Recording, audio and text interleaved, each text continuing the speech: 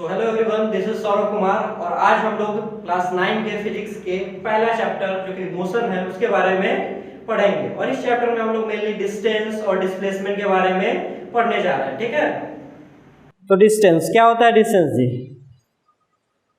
ठीक है, बॉडी जिस रास्ते पर चले उस रास्ते का लंबाई, ठीक, total length of the path travelled by the body. जिस रास्ते पर बॉडी चल रहा है उसी का लंबाई आपको कैलकुलेट करना है, वही हो जाएगा आपका डिस्टेंस। जैसे मान लीजिए, ठीक है, पॉइंट ए से बॉडी शुरू किया अपना मोशन और वो इस कर्व रास्ते से होते हुए कहाँ आ गया? पॉइंट बी पे आ गया। तो जिस रास्ते पर वो चला उसका लंबाई कितना दिया हुआ है हमें, तो वही हो जाएगा distance covered by the body. बात समझ आया? जैसा रास्ता दे उस रास्ते का बस लंबाई आपको निकालना है, आसानी से आपका डिस्टेंस आ जाएगा।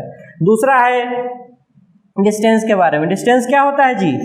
Scalar quantity. क्या होता है स्केलर क्वांटिटी? ऐसा क्वांटिटी जिसके पास बस मैग्नीट्यूड हो, ओनली मैग्नीट्यूड। और दूसरा एसआई यूनिट। क्या होता है एसआई यूनिट डिस्टेंस का?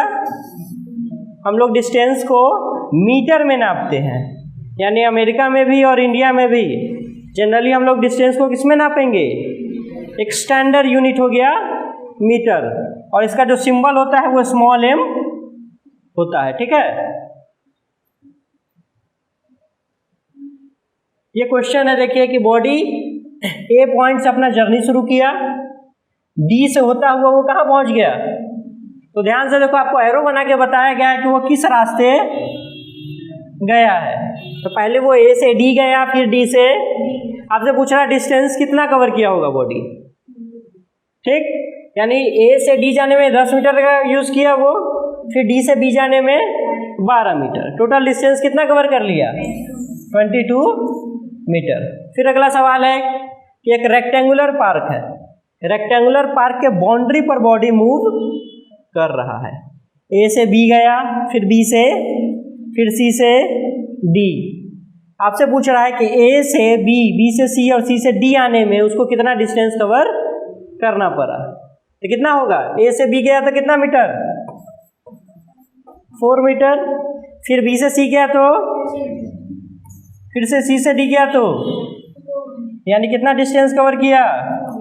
14 मीटर। बात समझ आया कि नहीं है? यानी डिस्टेंस निकालने के लिए आपको क्या पता होना चाहिए कि बॉडी किस रास्ते पर चला है।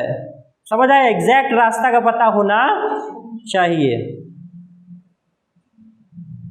अगला है आपका डिस्प्लेसमेंट। डिस्प्लेसमेंट के बारे में जानते हैं। सबसे पहले ये क्या है?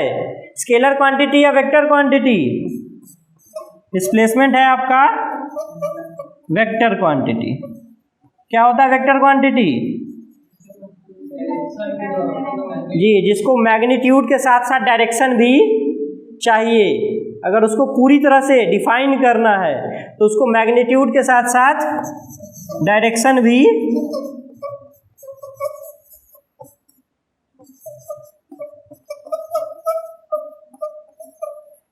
ठीक। इसका डेफिनेशन देख लेते हैं। क्या है? शॉर्टेस्ट डिस्टेंस, यानी सबसे छोटी दूरी किसके किसके बीच में? Initial and final position. एक बॉडी का इनिशियल और फाइनल पोजीशन के बीच में सबसे छोटी जो दूरी होगी वही होगा डिस्प्लेसमेंट का मैग्नीट्यूड। यानी सबसे पहले आपको क्या निकालना पड़ेगा इसमें? इनिशियल पोजीशन कहाँ है और फाइनल पोजीशन बॉडी का कहाँ है। जैसे मान लीजिए एक बॉडी है जो अपना मोशन ए से शुरू कर रहा है, बी पे गया और बी से फिर सी पे गया, तो इनिशियल पोजीशन क्या हो जाएगा? जहाँ से उसने मोशन शुरू किया था। फाइनल पोजीशन क्या हो जाएगा? जहाँ पे उसने अपना मोशन बंद किया था। ठीक, और ये रहा इनिशियल पोजीशन और ये रहा फाइनल पोजीशन। इनके बीच में सबसे छोटी दूरी क्या होगी? स्ट्रेट लाइन जो कि दोनों को जोड़ती। हम एक सीधा लाइन खींचेंगे जो कि दोनों को जोड़ता, ठीक, और उस स्ट्रेट लाइन का हम लंबाई चाहे तो निकाल सकते हैं। कैसे निकालेंगे? ध्यान से देखो तो ये राइट एंगल ट्रायंगल, और राइट एंगल ट्रायंगल में क्या लगता है? पाइथागोरस। यानी हमें ये पता है तो हम हाइपोटेनस निकाल सकते हैं। हाइपोटेनस अगर निकालोगे तो कितना आएगा? 5 मीटर। तो ये तो बस मैग्नीट्यूड हुआ। हमने डिस्प्लेसमेंट के बारे में पढ़ा कि क्या है ये? वेक्टर क्वांटिटी है, मैग्नीट्यूड के साथ साथ इसको क्या चाहिए, डायरेक्शन। इसका डायरेक्शन क्या हो जाएगा, इनिशियल पोजीशन से फाइनल पोजीशन की तरफ, इनिशियल पोजीशन से फाइनल पोजीशन की तरफ। तो इसका डायरेक्शन हो जाएगा ए से सी की तरफ। बात समझ आया। एक और क्वेश्चन है, देखिए कि एक बॉडी जो है वो सर्कुलर पाथ पे मूव कर रहा है, ठीक, और अपना जर्नी ए से शुरू कर रहा है और इस सेमी सर्कुलर पाथ पर कवर करते करते कहाँ पहुँच गया, बी पे पहुँच गया। कौन सा रास्ता लिया है जी, ये सर्कुलर वाला रास्ता लिया है। आपसे पूछ रहा है उसका डिस्प्लेसमेंट कितना होगा, कैसे निकालेंगे, डिस्प्लेसमेंट कितना होगा। सबसे पहले क्या निकालना पड़ेगा आपको, इनिशियल पोजीशन। क्या हो जाएगा उसका इनिशियल पोजीशन, यही तो है इनिशियल पोजीशन। फाइनल पोजीशन जहाँ वो रुका है, ये रहा उसका, दोनों को क्या करना है, एक स्ट्रेट लाइन से, और उस स्ट्रेट लाइन का लंबाई कितना हो जाएगा, 7 मीटर प्लस कितना हो जाएगा, 14 मीटर। बात समझ आया कि नहीं, पक्का। तो डिस्प्लेसमेंट कितना हो जाएगा, 14 मीटर।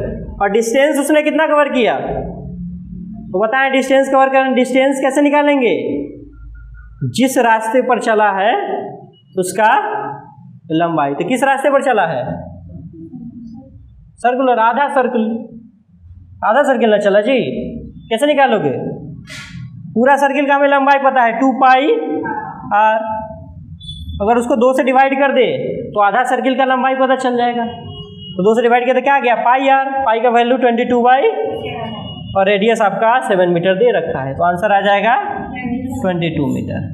समझ आया। तो इसी में हम लोगों ने देख लिया कि डिस्प्लेसमेंट हुआ उसका 14 मीटर और डिस्टेंस कितना कवर किया, 22 मीटर।